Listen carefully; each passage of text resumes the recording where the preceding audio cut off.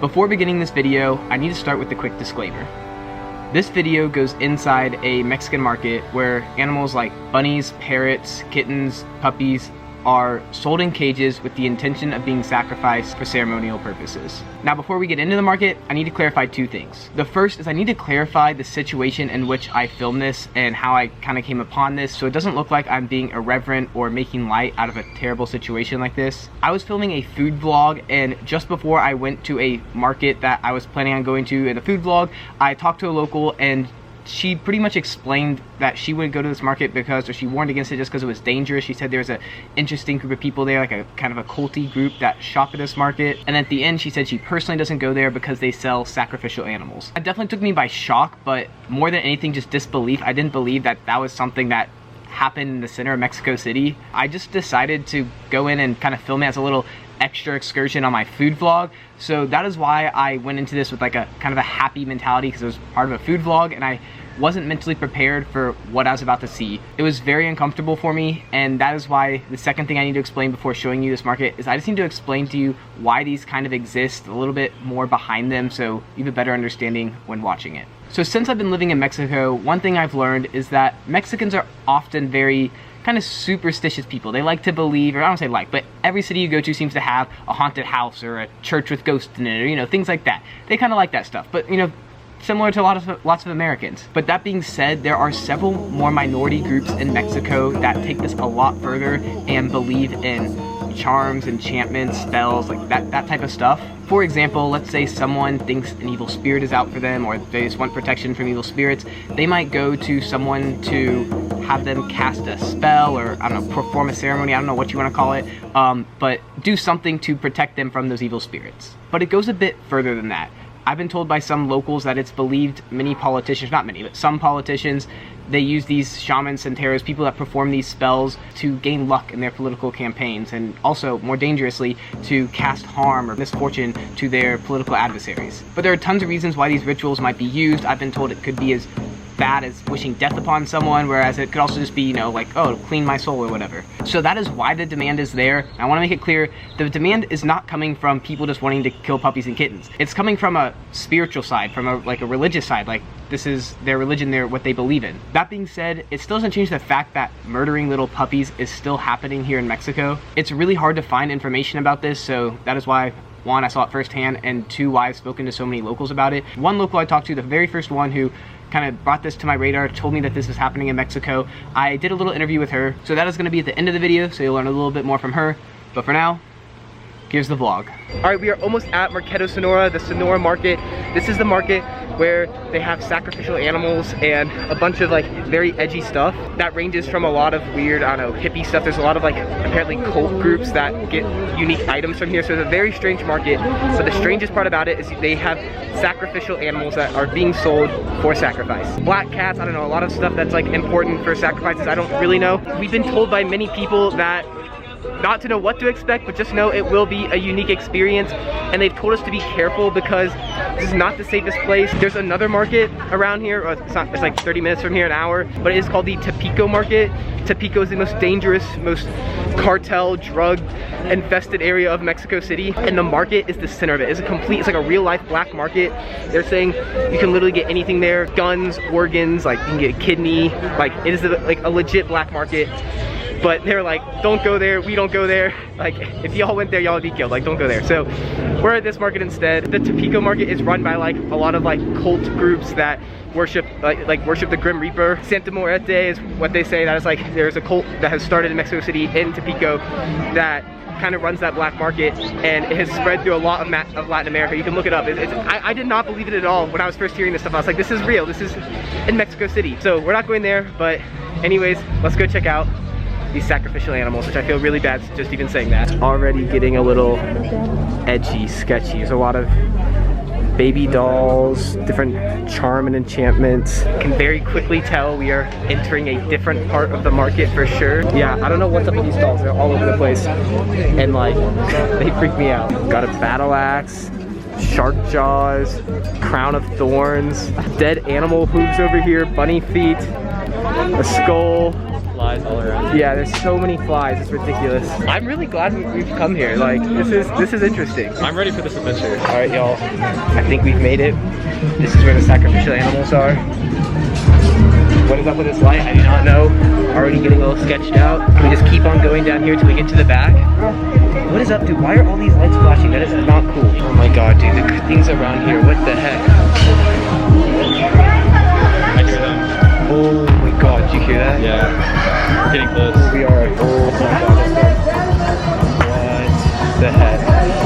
Alright, you ready? Let's go in here. Some bunnies. There's the roosters that are making all the noise. Oh my god.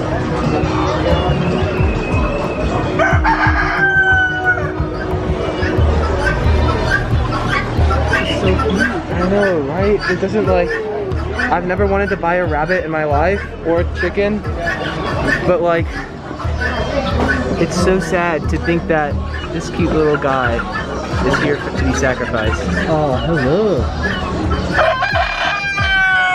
I've never wanted to buy a rabbit before, but it's so...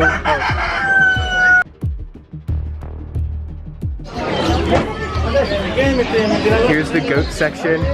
Please focus, camera. Here are all the goats to sacrifice. I know that goats are a pretty common animal to sacrifice just from like the Bible and stuff. Goats are very common to sacrifice. Wow. This prairie is huge. The more we go back, like the more animals there are. There's parakeets.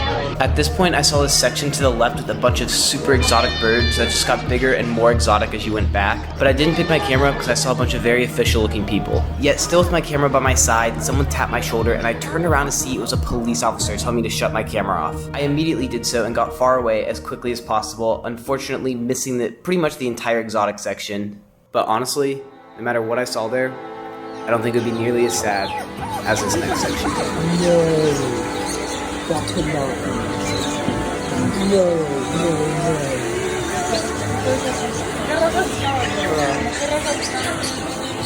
This is terrible. How is this? It's so cute.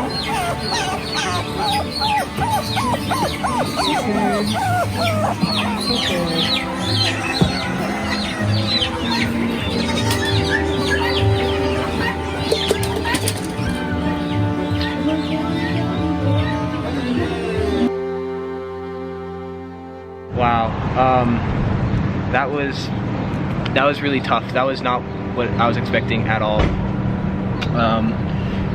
Yeah, I think we both got kind of shook from being there. Definitely. I think it just got progressively worse as we went in. You know, like it starts with bunnies. Yeah. And then it's like some chickens. And then by the end of the market, it's like puppies. Yeah, it was like cats and things like that. And they're just like squealing and it's so sad. It was terrible. I don't know, like, yeah, at first, you know, it was like rabbits, which is kind of sad. And there was the roosters and like, then we got to like these like animals that people have for pets. Like I had a bird growing up and I was like that's Snuggles, like damn. And then the goats I expected. By the time it got to dogs and such, that was just too much for me.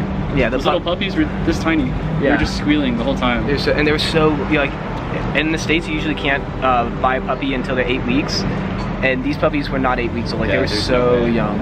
I don't understand how anyone can like get a sense of glory or connection with God through like killing animals like that. I get like it happens all the time, like eating tacos, like pigs die for food, but to see, I don't know.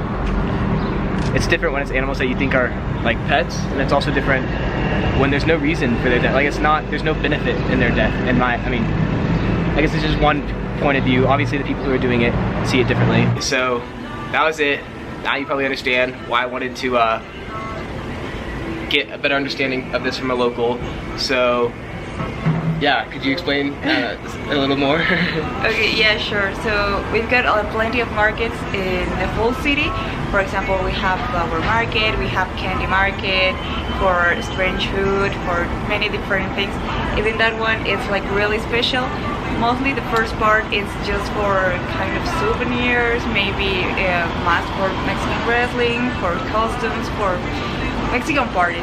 But at the very end of this market is really, I don't know how to explain. It's a really hard part because you can find so many different animals, even exotic animals that usually people just sell just like as a black market.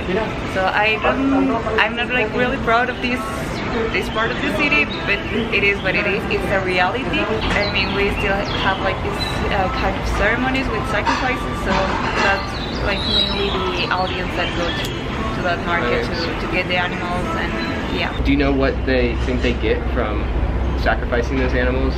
No. You said exotic animals too. So we were in there pretty quickly. We didn't get all of it, but I mean there was a huge area. What we covered was a very small fraction of it. But what exotic animals have you seen in there? To be honest, I'm not comfortable like going in there. Yeah, so I've heard that even like jaguars or Jaguars? Yeah, like big jaguars, or I don't know, like these birds, like real exotic. Yeah. I did. So when I was there, we saw really exotic birds, like a bunch of parrots and stuff, and I tried filming them, but that's when there's a police officer there that took he was like, don't film, and I had to put my camera up. So that's when I stopped filming.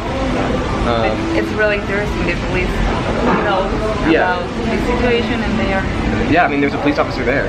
Yep. Well, thank you so much for helping us get a better understanding. It's crazy, but I don't know. It's something I'm glad I saw it, I guess, to know it exists. And if you want to see the original video of us getting the best food in Mexico City that Daniela showed us, that's going to be linked right over there. Thank you all so much for watching, and I'll see y'all in the next video. Peace out, y'all.